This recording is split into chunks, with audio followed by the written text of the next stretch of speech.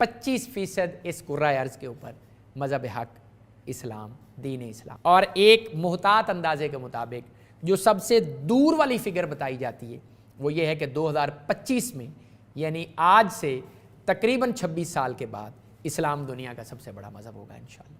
और जो मुहतात अंदाजे हैं वो ये है कि ये फ़िगर 2040 में भी पूरी हो सकती है, 2035 में भी हो सकती है, और कुछ अंदाजे ये हैं कि ये 2030 के अंदर भी पूरी हो सकती है इंशाअल्लाह। अल्लाह हमारी तो यही दुआ है कि जल्द अज जल्द इस्लाम को बरतरी अता फ़रमाए, इस्लाम को इजाफ़ा अता फ़रमाए, इस्लाम को गलबा अता फ़रमाए। 1.9 बिलियन पीपल जो हैं वो मुस्लिम हैं इस वक्त। अगला जो मज़हब है वो हिंदुइज़्म है, तीसरे नंबर के ऊपर, और इनके फॉलोअर की तादाद 1.2 बिलियन पीपल है। 1.9 इस्लाम, 1.2 बिलियन पीपल हिंदू हैं, और ये मिला के 15% ऑफ टोटल वर्ल्ड पॉपुलेशन बनता है। अब सिमिलैरिटी देखिए कि 1.2 बिलियन हिंदू हैं और 1.2 बिलियन पीपल ही इस वक्त दुनिया के अंदर दहरिये हैं, जिनका खुदा के ऊपर कोई कॉन्सेप्ट नहीं है। वो कहते हैं दुनिया में खुदा का कोई वजूद नहीं है, नऊज़ु बिल्लाह मिन ज़ालिका, नकले कुफ़र नबाशत। यानी इस इंसान इतना सरकश हो चुका हुआ है कि उसने खुदा के वजूद का इनकार कर दिया। स्कैंडिनेविया भरा पड़ा। अब क्योंकि हमारे यहाँ दहरियत उस तरह से खुल के सामने नहीं आती, तो वो अरबी का जो मकूला है कल मरउ यकीसो बिनफ्से ही, हर बंदा दूसरे को अपने जैसा समझता है, तो हम भी यही समझ रहे होते हैं कि दहरियत उस तरह से नहीं है। हालांकि आप यूरोप में जाएं, यूरोप भरा पड़ा है दहरियत के साथ। वो कहते हैं खुदा का कोई कॉन्सेप्ट नहीं। यही रीज़न है कि जब भी कभी आपको ब्लास्फेमी का कोई वाक़या सुनने को मिलता है तो वो आपको यूरोप से मिलता है, और यूरोप में भी फिर स्कैंडिनेवियन कंट्रीज़ जो हैं वहाँ पे सबसे ज़्यादा दहरियत है। इसीलिए आप ये जितने ब्लास्फेमी के खुदा न खास्ता कुरान के साथ जो वो मामला करते हैं वो आपको स्कैंडिनेविया में किसी न किसी मुल्क में, नॉर्वे में होता नज़र आ रहा होगा, डेनमार्क में होता नज़र आ रहा होगा, स्वीडन में होता नज़र आ रहा होगा, क्योंकि वहाँ मैक्सिमम पॉपुलेशन जो है वो ऑलरेडी दहरियत की तरफ जा चुकी हुई है। ये सिमिलरिटी आ गई। अब एक मज़हब पीछे रह गया है, वो है मेन रिलीजन बुद्ध मत। बुद्ध मत जो है वो इस वक्त 0.5 बिलियन पॉपुलेशन के साथ दुनिया में चौथे नंबर के ऊपर मज़हब है, आप एक तरह से कह लें। अगर आप उसको मज़हब कहें और दहरियत को मज़हब ना कहें तो चौथे नंबर के ऊपर 0.5 बिलियन जो पॉपुलेशन है। अब देखें 50% दहरियन, 15% दहरिये, 15% हिंदू, 25% मुसलमान और 31% जो है वो ईसाई। तो ये ज़मीन की टोटल पॉपुलेशन है, और इसके अंदर 0.2% जो मैंने आपको पहले अर्ज़ किया ये सिर्फ यहूदी हैं। और इन यहूदियों का ये इरादा है कि हम पूरी दुनिया के ऊपर गलबा हासिल करेंगे, हम पूरी दुनिया के ऊपर हुकूमत करेंगे जब हमारा मसीह दज्जाल आ जाएगा। अब जैसे मैंने आपको अर्ज़ किया कि अल्लाह के नज़दीक मज़हब इस्लाम ही मज़हब हक़ है। इस्लाम के अलावा कोई और दूसरा ऐसा मज़हब नहीं है जिसको अल्लाह ने कबूल फरमाए। अब यहाँ पे तो हैं यहूदी, आया यहाँ पे सरजमीन पे हमेशा से यहूदी रहे हैं फ़लस्तीन की सरजमीन पे, या कभी इस्लाम भी रहा है?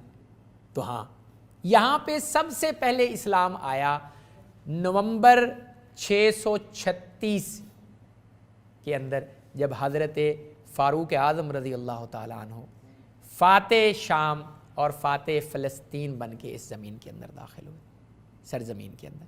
और उस वक्त आपको पता है एक चोंटी भी नहीं मरी थी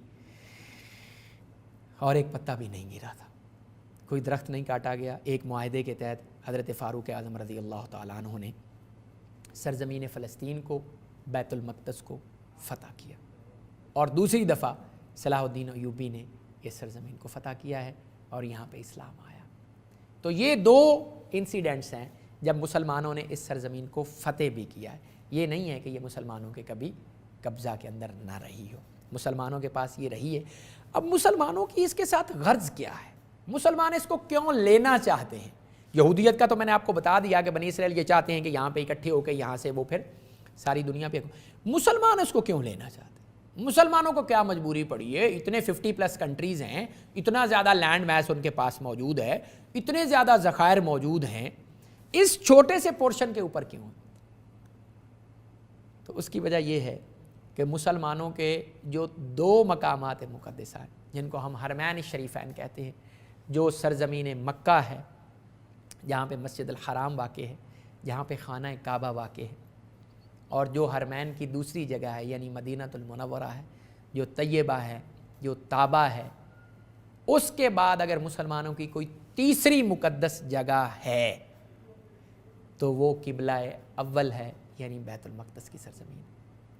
یہی وہ قبلہ اول ہے جس کی طرف جب محبوب کریم علیہ الصلاۃ والسلام مدینہ طیبہ تشریف لائے ہیں تو 15 یا 17 ماہ اسی طرف منہ کر کے نماز پڑھا کرتے تھے، اور اسی کو قرآن حکیم نے بیان فرمایا ہے کہ جب معراج شریف کے اوپر محبوب کریم علیہ الصلاۃ والسلام تشریف لے کے گئے ہیں تو وہاں پہ آپ نے انبیاء ساروں کو اکٹھا کر کے اس کی امامت فرمائی ہے، تو وہ ہے بیت المقدس، جس کے بارے میں قرآن حکیم نے فرمایا سبحان الذی اسریٰ بعبدہ لیلا من المسجد الحرام الی المسجد الاقصی الذی بارکنا حولہ لنریہ من آیاتنا، فرمایا پاک ہے وہ ذات جس نے اپنے بندے کو سیر کرائی مسجد حرام سے لے کے مسجد اقصی تک، الذی بارکنا حولہ، وہ مسجد اقصی جس کے گردا گرد ہم نے برکتیں رکھی ہوئی۔